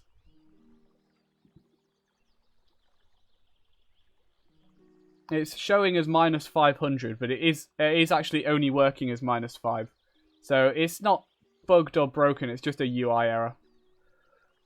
I guess you could count that as a minor bug. So yeah, forcibly expel Ronin. Liberty desire in each daimyo -5% is how you should read that. That's Korea, not us. Obviously we have all of our daimyos. That's not going to change, although we have a nice income from vassals due to all our daimyos. Don't think there's anything else to oh yeah, there's all new idea groups for all the or a lot of the different daimyos at the least. And the Ashikaga actually have a different idea group set to the Japanese ideas, which I do believe have been changed slightly. Yeah, I'll get to subject interaction in a second. The Japanese ideas have been at least changed slightly in that they've lost 5% of their 10% discipline bonus. But yeah, these aren't too bad. They're not as good as Japan's ideas, though. Okay, Japan is united. All countries, not daimyo. Okay, so you need to get rid of the daimyos. And unite Japan. Number of cities at least 25. And own Musashi. And okay, so that changes you to feudal monarchy. And all the daimyos will become independent. Japan, all the daimyos become feudal monarchies as well. And Japan is united, again changes you to a feudal monarchy, but actually gives you big bonuses to legitimacy, admin, diplomacy, and military power. No new disasters. Okay, let's have a look at Shinto. Shinto, the religion of the Japanese. Plus 10% morale of armies. Okay, so the way this now works is you have a isolationism level from 0 to 4. I believe you start out in the middle at number 2, which is this. Oh no, sorry, I tell a lie. This is level 1, it says. It's adaptive. And the way this works is, throughout the game, there are a number of incidents that can happen. In fact, one's already happened while we've been letting the game run. There are a number of incidents that can happen throughout the game, and you get an event, and you can, depending on how you respond to that event, it changes your level of isolationism. And each different level of isolationism gives different benefits. So this one gives you cheaper development and quicker institution spread. And yeah, so that's how those work. And I don't think there's anything special here, is there? Nope. Okay, subjects. What can you do with your daimyos? Daimyos are very similar to vassals, but have more things you can do with them. You don't have one of the new actions with vassals. We'll try and have a look at a vassal a little bit later. Okay, so what can you do with your daimyos? Well, first off, each daimyo's level of isolationism is important, because if they have the same isolationism as you, it gives you yearly prestige, and if they don't, it gives you negative prestige, which isn't something you really want. Yeah, daimyo's isolationism plus 1 prestige. I'm thinking that's probably capped, because we have more than 10 here that have the same prestige level as us by the look of it. Okay, so enable divert trade. So this is like what you used to have with protectorates previously. Enable embargo rivals. So that's the same as before. Change isolationism. So if a daimyo does have a different isolationism policy to you, then you can force them to change it for increased liberty desire. You can conscript the best general from a daimyo, which is a very nice one. Like this guy has a 0420. That 4 shock could become yours for 30 liberty desire with them. Contribute to capital, so they lose 2 development and you gain 1. Force seppuku. This is when Japanese samurai kill themselves. And you can do this when a daimyo declares a war. Warmongering daimyos are ashamed to their clan. Death is the only honourable resort. If we force whatever his name is to commit seppuku, I'm going to have to check how to say that. His successor should see the benefits of a more peaceful path. This would also give us 5 times, this is the important bit, their new ruler's monarch skill in monarch points. So if I go to... one of them's got to be at war. Where's a fighting one? You're fighting. Who declared this war? Shiba. You declare the war? Oh, you don't currently like me. That doesn't help. Is there someone else in a war? Nope. And we can't easily help their liberty desire by the look of it. That's annoying. Okay, here's something. If a daimyo does increase all daimyo's liberty desire by plus 10%, so that's something to keep in mind. Oh yeah, so you can force seppuku if the daimyo likes you. Grant core claim, grant province, pay off debt, I see, we don't have enough prestige. Locate local rulers and return land. So you can force them to return land that is not rightfully theirs, which means you can keep any of your daimyos from getting too strong and threatening your power. So that is the new Japan. And next we probably want to have a look at a Manchu tribe, I would think. Unless there's anything else you think I've missed from the chat. I think we covered all the important bits for these guys. Oh, those are advisor portraits. They're excellent. I do like the ninja now you've pointed it out. That's a very good portrait. I like how the military ones are all in Eastern armor as well.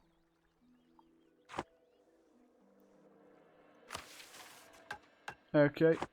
So if there's nothing anyone else has to add, let's hop over to Jinzhou. Let's see. Tag MJZ. Boom. We're not doing very well over here in Jinzhou, though we might be able to pick a different one because we got beat in a war by Korea. Okay, Jinzhou is a Khanate. They are steppe nomads. One thing that you should take note of here, with regards to the cavalry infantry ratios, steppe nomads. Did Arumba not know about isolationism? He doesn't see. I was watching his thing earlier. It didn't seem like he's been keeping as close up to date on it as everyone else has, or people that are really into the game, which is funny. I don't know. Maybe I'm wrong. Anyway, the cavalry to infantry ratio. Hordes now can't use 100% cavalry armies. They have to have 25% infantry at least, unless they get other bonuses. So that's something to keep in mind, because I know Hordes before, at the start of the game, one of the best things you could do is just roam around with 100% cavalry armies, but you can't do that anymore. So there's that. Declare bankruptcy. Let's see what this does. You can always tag to a different horde. Okay, what are the modifiers? Alright, that's bankruptcy. Okay, let's have a look at bankruptcy. Interest per annum +5. Morale of armies -50%. So it's not as bad as it was before. And does this work the way I think it does? Army morale is here now. Okay, yeah. So if you have particularly high morale, if you're playing a country with high morale, you could actually quite easily offset the -50% morale penalty. And while it is still a huge penalty, it's now not absolutely crippling like it was before. Manpower recovery speed -100%. That's pretty crippling. Although I guess if you have... Yeah, it's additive. So if you have things that increase manpower recovery speed, then you will still gain some manpower. Which means that doesn't cripple you entirely. Tech cost, that's pretty awful, +50%. Advisor cost is... You probably don't want advisors straight after being bankrupt. Reinforced speed is slow, that's pretty nasty. Global settler increase, again, you've been bankrupt, you probably don't want to be settling things. Idea cost, monthly autonomy change, institution spread, and yearly absolutism. I don't think this bankruptcy is as bad as it used to be, actually. I think there's potential for abusing that, but we'll have to see if people like DDR Jake or Flurry Worry can show me how that's done. Ming is our overlord, sure. Here's an interesting one. I don't want to be a tributary over them anymore. Cancel. Okay, so that gives you a stab hit. And I know it then gives them a CB on us. Okay. Unite the tribes. Has this changed? You need to have... Okay, so you can be a tributary state to unite the tribes. That's good to know. Okay, you need certain provinces, and then you gain cores on quite a lot of areas, actually. That's pretty good. So if you were to really quickly unite the tribes, you could then gain cores all over the place. I'll have to have a closer look to see where exactly these areas are, and if they're ones that you may take during uniting the tribes, or if they're actually possibly cores on Ming or something. In fact, let's have a quick look. I can't hold myself back. Okay, so there should be a search option. Okay, so central Heilongjiang is there. West Heilongjiang and East Heilongjiang are where you gain permanent claims. That's those two.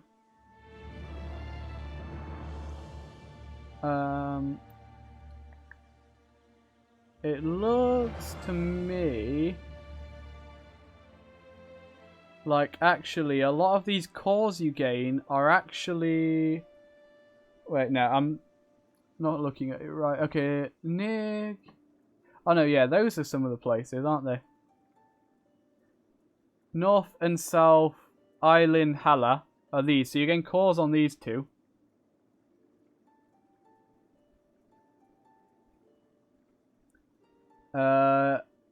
Ningukta, you gain cores there.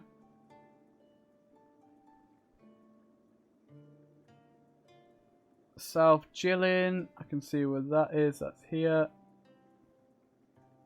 And Liaoning, that's there. Is that owned by Ming? It is owned by Ming.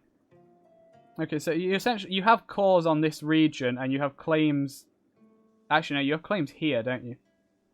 Interesting. It'll be. I think it'll be quite a bit more interesting to play the Manchu tribes or Jurchen tribes, as they're called here, in this patch.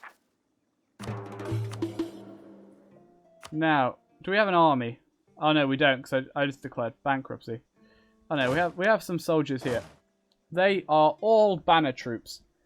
Okay, so let's have a look. So one of the main things added this patch are the banners for the Manchu tribes, Manchu as a whole, and then Qing when it eventually forms.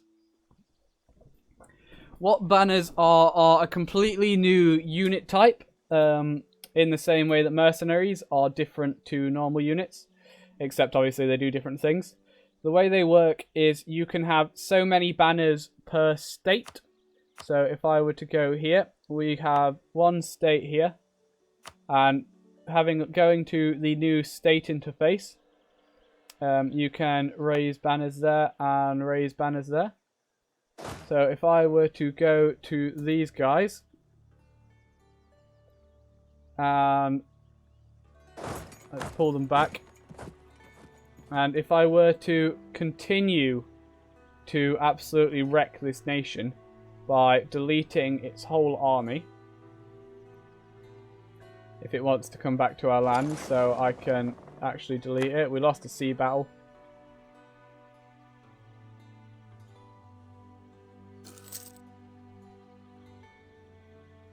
What, you mean the... not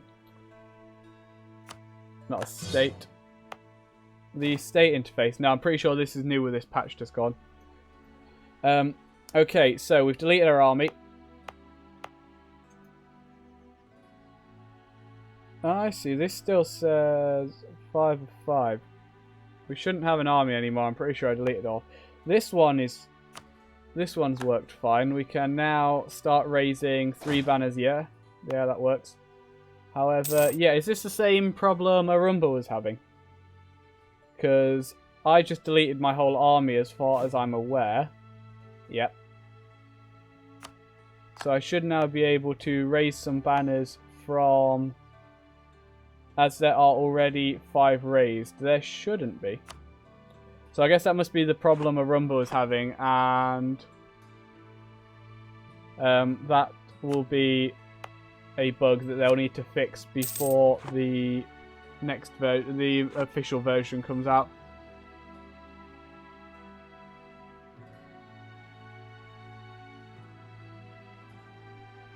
Oh, the decision to unite the tribes. I know the decision was there. I don't think you gained cores on those regions before, though. I don't know. It's been a long time since I've played in this region of the world. Also, our new army's about to get destroyed because, unfortunately, when you raise banners, they start with only 100 men in each troop and then have to slowly recover over time. So banners can't really be used Yeah. Banners can't really be used during war. Well, one, you're losing anyway. So you have to build them up before the war to use them effectively by the looks of it.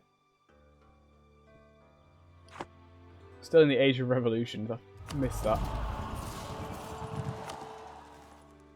Okay, yeah.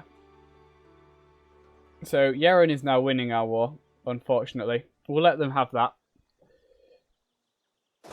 So yeah, banners, why they're special is when you raise banners, you gain corruption. But in return, in fact, let's swap over to Yeren so we can actually have some banners again. There we go. So, Yeren, you have mostly banners.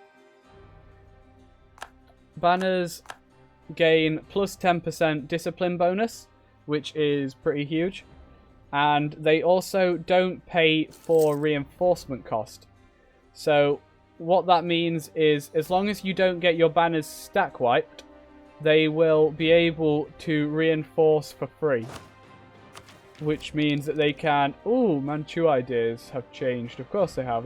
That's actually to be expected. More like routine. Is that a CK2 thing? Because I don't play CK2. Okay, Manchu traditions. Land maintenance modifier minus 10%. Land leader shock plus 1. And then you get another plus 1 at the end. I think that's the same as before. Core creation cost minus 20%. National manpower modifier plus 10%. Nice. Tech cost minus 10. Nice. This is new. Possible Manchu banners plus 25%. Link with the Mongol Dynasty plus 15% cavalry combat. Green Standard Army, manpower recovery speed plus 20%. Minus 2% national unrest and minus 10%. This is a really good idea group for world conquest, guys. Just saying. Conquest in general, but especially in this patch, if you don't already know, they've nerfed the Ottomans. I do have CK2. I just haven't played barely any of it.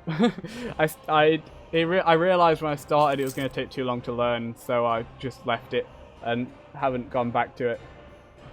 Maybe eventually. So, yeah, those are the banners. I think they're pretty cool, and I think they will be good to use. Okay, you can't raise banners if you're not fully in control of the state.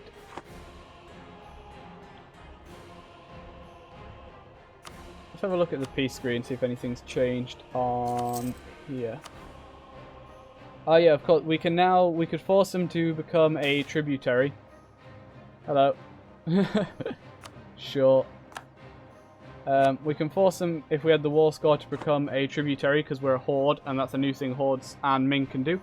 Or the Celestial Empire.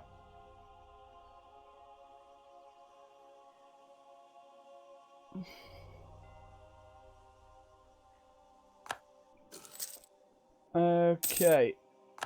Well, I forget how much the hordes can actually see at the start of the game. It's pretty impressive, the amount they know about.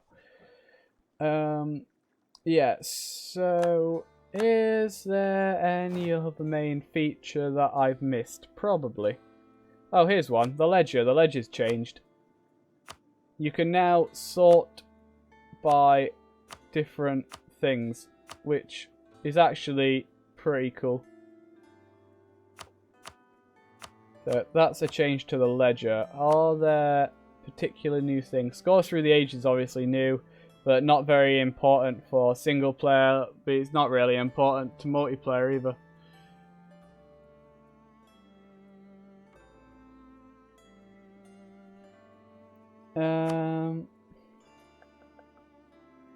Army regiments, ships. This is new. I don't even know why this seems like a pointless bit of the ledger to have. Maybe it's not new. Maybe I'm just forgetting about it. Economy, income comparisons. That seems fairly standard.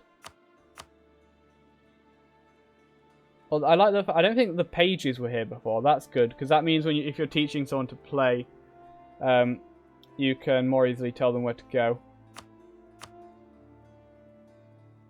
not sure for was relations there before. I don't know. I don't use enough of the letter of enough. Anything different with Mongolia? I don't know. Let's have a look. KHA helps if I write tag in front of it, doesn't it? There we go, Mongolia. No, it looks like they still have standard horde ideas. I don't think the horde ideas have changed. Oh, the tradition of conquest minus 25%. That could actually be somewhat important, because nope, that's not what it is. Oh, I was expecting that to be the Ottomans, but apparently it's some nation over here. Somehow I don't think there's going to be many changes to look at in North America. So instead, let's just go to... there we go. And the Ottomans is Tur, of course. Boom. This is a pretty big change, I think. Is that the Ottomans have had their... It's not even called millets anymore. They've had this idea nerfed. It's no longer minus 33% core creation cost. It's now minus 20. Which I think is actually a pretty huge change, because it's going to really slow down the Ottomans' expansion. Whether as a player or as the AI. I think the rest of these are the same as before, though. And they've still got their unique government type. The Ottoman government does now give +5 to maximum absolutism. So that's new.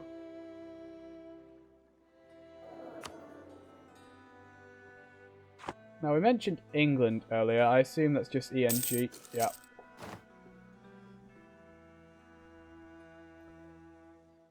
England. Do you have any new ideas? Because we did mention you earlier. Nope.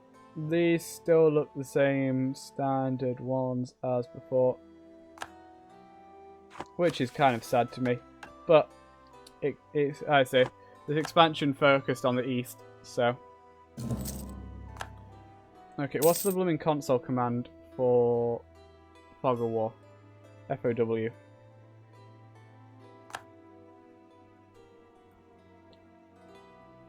It's not Fog I want. It's Terra Incognita. There we go. Much better. Now we can flip and flop around as much as we want. Hey, sure, England.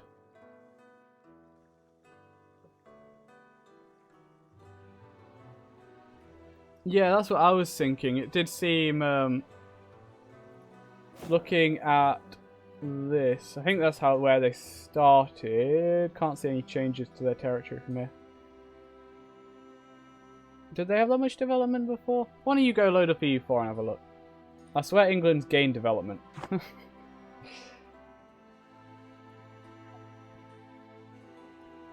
And I want to have a look to see if Korea's... Ah, here we go, prosperity.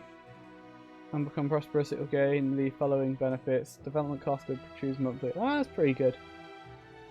Prosperity and devastation are going to be something that's going to take a bit of time to get used to in this game, I think. Oh, that's also a thing. Yeah, English monarchy. -30 to absolutism. So it's going to be harder for England to expand later game compared to more absolute government types.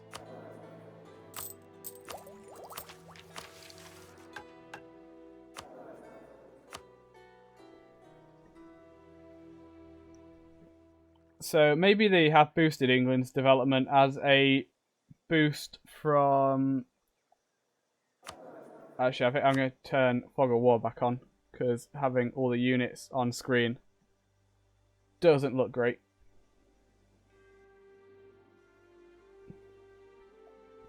Yeah, so one thing I didn't go through properly is the state view. There is now a state view for each state in the game. Let's click on our capital so we can actually, by our capital, I mean our capital. There we go. Also, Korea, you don't have any new special decisions. You're just a despotic monarchy. Do you have any... Oh, has Korea been buffed? I don't remember them having plus 10% infantry combat. Maybe I'm just misremembering though. Don't think I've ever really played a proper game with Korea.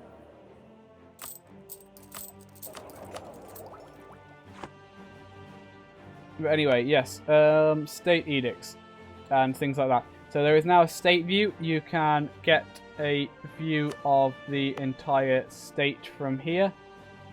You have the unrest values, you have fort levels, you have devastation, you have development, religion, culture, and who owns them. If you own all states and there is no devastation in them, you slowly gain prosperity. Currently at towards, there is 8% chance increase each month. Prosperity by 1, 2. I'm assuming those are our monarch skills. Yes, they are. Yeah, so a higher skill monarch will increase prosperity quicker. And a prosperous state has more money, cheaper to develop, and the autonomy will drop faster. And also, if you own all of a state, you can enact edicts in it. I went through the edicts you can get from ages, and the standard ones are Ming. You're not getting tribute, Ming. Go away. Hey, Iberian wedding. Yeah, advancement effort, institution spread. We got centralization effort, monthly autonomy change, local defensiveness, local development costs, local manpower, local trade, and local missionary strength. And these are all things you can get if you have all of a state. And I believe it has to have... Actually, no, I don't think it does have to have no devastation for an edict. But still, you can do one of these, and it will then put up the state maintenance. So you can see currently we're playing 0.1, now we're playing 0.3. To state maintenance there. You can also choral provinces from here and to... Oh, that's an estate. There we go. We can stop it being a state and make it a territory. Oh, there was another one I wanted... There was another thing that I was quite happy with. Here we go. There is a new building menu for buildings.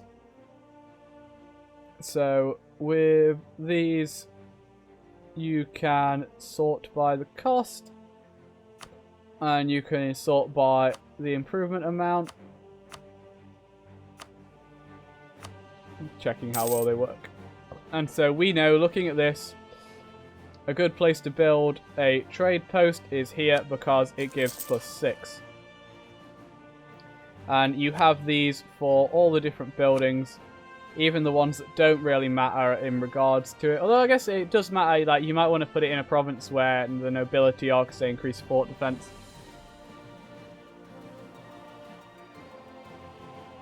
We can also include subjects in that. So that's a very nice thing, and something I'll definitely be making plenty of use of. It'll save me having to do what I usually do, where I go, oh, I want to build, we need to build ourselves some more taxation places, some temples, and then looking around going, so where's actually the best places to build it? So there is that. I wonder if anything else has changed with like the major countries.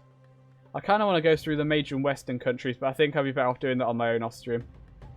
I I think we've been through all the main things with this patch now. I'm just going to bring up the Paradox forums on my second screen and have a look to see if I've missed anything. I think we've gone through all the major changes. When the I'll put this on. I'm putting this on YouTube. When the DLC comes out officially, I'm going to make a few videos just going through the major changes in both the patch and the expansion.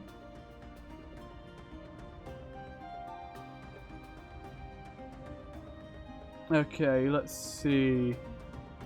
Tributary states covered Emperor. Oh, change what page I was on. That's not what I wanted. Okay, so I have a little list here of major changes in this patch / expansion. Tributary states covered, Emperor of China covered, meritocracy covered, Confucianism, Shintoism, shogunate, diplomatic macro builder, Manchu banners, state edicts, prosperity, and artillery barrage. That's one we haven't covered, and that's a good thing. That's a very good thing, in fact. So, where's someone at war? France, you're at war and you're even winning. Although you aren't. I could do with someone sieging something down. Yeah, and you should be sieging things down. Oh no, you pieced out. Okay. Do this the old-fashioned way. What are you? MHX. Okay.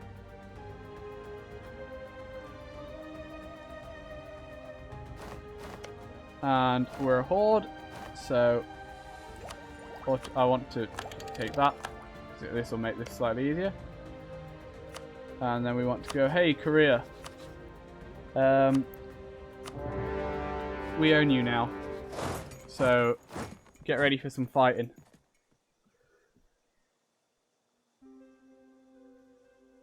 And now we sit and siege down this fort with our whole cavalry army, which is a really poor idea. Okay. Major change this patch is artillery barrage.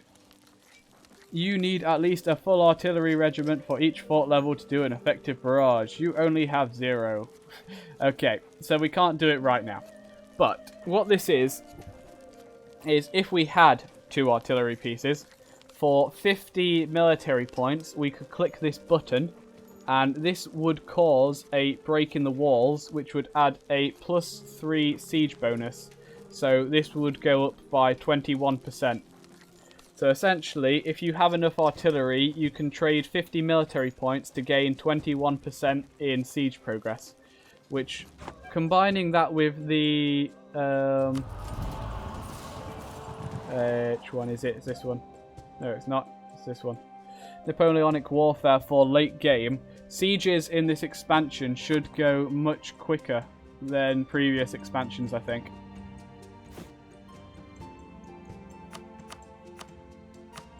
So I think that'll change. I think how wars are fought in this expansion, because I believe manpower recovers slower now as well, but I could be misremembering that. Mercenaries are more expensive, manpower recovers slower, and we can siege forts faster. Overall, it should mean that wars don't last nearly as long as in previous patches, which then somewhat balances the inclusion of devastation, because it gives you time to recover from devastation of wars and gives you a higher chance of being able to actually have prosperity in your country. So, yeah.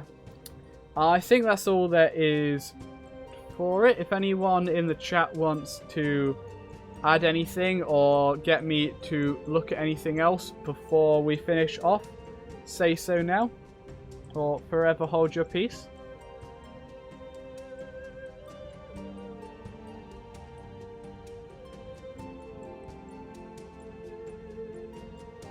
What I plan on doing over the next few days with regards to the expansion and YouTube, for those interested, is I'm going to play a little game as I think over the next 3 days, so the 4th, the 5th and the 6th, I'm going to play as Ming, one of the tribes. I think probably Janzhao. So that's who I've played as the tribes before.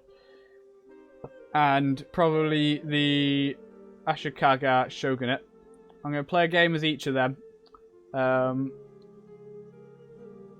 You're welcome, Yossi. Yeah, so I'm going to play, I think, 2 hours of each of them and upload it to YouTube as a couple of episodes each day. And then when we've seen all of that, on the 7th, I'll do a little vote and ask people who they want to see me play from then on. Because I think it'd be interesting to actually play the first 10, 20 years of each of the... I kind of feel like Ming, the Manchus, and Japan are the... they're the celebrities of this patch. You kind of include Korea in that as well. I always feel like I should, but I feel like Korea just isn't a particularly interesting nation. At least in this game. I can't really speak for real life. That's not my place. I guess it is my place. It's only my own opinion. But yeah, so Ming, the tribes, or Japan, we will want to do a full game as. And so over the next few days, I'll play a little bit of each of them. I'll probably upload it to YouTube. I'll try and upload it to YouTube anyway. And then we can maybe decide as a community, or I can go, I want to just play this. And then we'll do a campaign as that. At the moment, I'm leaning towards the tribes. I think that's going to be the most interesting, but I also kind of really want to play as the Shogun in Japan. I think that would be pretty cool as well. Toscorn says he likes Korea, so of course we should probably play Korea now, just to keep Toscorn happy. We don't want him getting uppity. I think that's all. That's going to be all for this video. I thank you. You should put Korea as a joke option. Yeah, but then what if people accidentally make us play it? So I thank you for watching. I hope you've enjoyed, and I hope to see you next time. In the meantime, have a good day. Goodbye.